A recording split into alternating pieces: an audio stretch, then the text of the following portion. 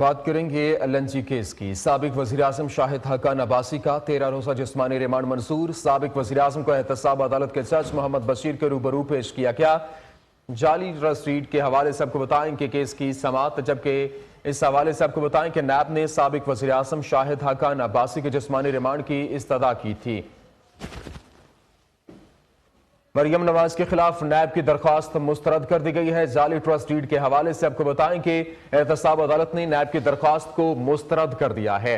आपको अहम खबर दे रहे हैं, आपको बताएं कि एहतसाब अदालत ने नैब की दरख्वास्त को मुस्तरद कर दिया। इस हवाले से आपको बताएं कि जाली ट्रस्ट डीड मरियम नवाज के खिलाफ ट्रायल की दरख्वास्त खारिज कर दी गई। एहतसाब अदालत ने नैब की दरख्वास्त नाकाबिल समाअत करार दे दी। अपील हाईकोर्ट में ज़ेर समाअत है, इसलिए इस पर कोई कार्रवाई नहीं हो सकती। अदालत के रिमार्क्स। सदर समाअत के दौरान अदालत के बाहर दफा 144 की खिलाफ वर्जी करने पर 6 खवातीन समेत 17 कारकुनान को पुलिस ने हिरासत में ले लिया।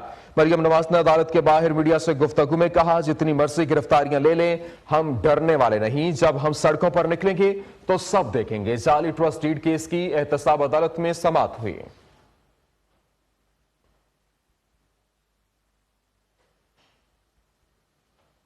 इसी हवाले से मजीद बात करेंगे। हमारे साथ मौजूद हैं ज़मीर हुसैन। ज़मीर हुसैन, बताइएगा कि आज जाली ट्रस्ट डीड केस के हवाले से समाअत हुई है, जिसमें तमाम तर ये जो समाअत है केस को मुस्तरद कर दिया गया है।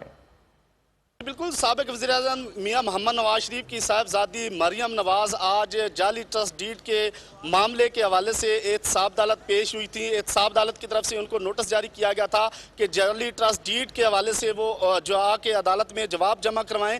तो आज मरियम नवाज एहतसाब अदालत पहुंची कि इसकी बर वक्त कार्रवाई का आगाज़ किया गया था। उनके वकील जो है अमजद परवेज अदालत में मौजूद रहे और उनके साथ साथ जो नैब के प्रोसिक्यूटर थे उनकी तरफ से जो है वो जाली ट्रस्ट डीड के हवाले से इस्तदा की गई कि मरियम नवाज के जाली ट्रस्ट डीड के हवाले से जो है उनका ट्रायल किया जाए। और जब ये नैब प्रोसिक्यूटर की तरफ से अदालत में कहा जा रहा था तो मरियम नवाज खुद रोस्टरम पर आ गई और उनका कहना था कि आपने देर कर दी। तो उस पर नैब प्रोसिक्यूटर की तरफ से कहना था कि थोड़ी सी देर कर दी, बस 1 साल हो गया।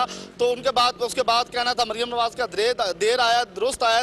उसके बाद आज एक चीज़ हमने जो नई देखी कि मरियम नवाज जब एहतसाब अदालत पहुंची तो उन्होंने काले रंग का सूट ज़ेब तन किया हुआ था और उसके ऊपर मियां मोहम्मद नवाज शरीफ की जो तस्वीर बनी हुई थी और साथ ही लिखा हुआ था मियां मोहम्मद नवाज शरीफ को रिहा करो। ये एक नई चीज़ देखने में सामने आई जब मरियम नवाज एहतसाब अदालत पहुंची। उनके साथ साथ उनके जो खामंद हैं कैप्टन रिटायर्ड सफदर, वो उनके हमरा थे। मरियम नवाज के साथ साथ जो परवेज रशीद, मरियम औरंगजेब, तलाल चौधरी, डॉक्टर तारिक फजल चौधरी, एहसन इकबाल और दीगर शख्सियात भी जो है वो केस की समाअत सुनने के लिए पहुंची थी। तो एहतसाब अदालत के अंदर इस केस की कार्रवाई के दौरान बताया गया कि इसका जो है इस पे ट्रायल किया जाए। तो मरियम नवाज के जो वकील थे उनकी तरफ से कहा गया कि इसका जो केस की समाअत जो है इसमें ऑलरेडी एमन फील्ड रेफरेंस में इसको मुकम्मल तौर पर देखा गया था और उसके बाद इसको हज़फ किया गया था इस केस से। लेकिन ये कि इस पर एहतसाब अदालत के जज ने फैसला महफूज कर लिया और कहा गया कि 10 मिनट बाद फैसला सुना दिया जाएगा।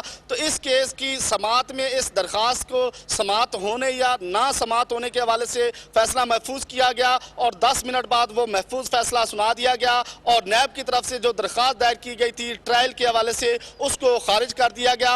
आज मरियम नवाज एहतसाब अदालत से बाहर आई और फिर उन्होंने मीडिया से गुफ्तगू की और उसके बाद वो यहाँ एहतसाब अदालत से रवाना हो गई।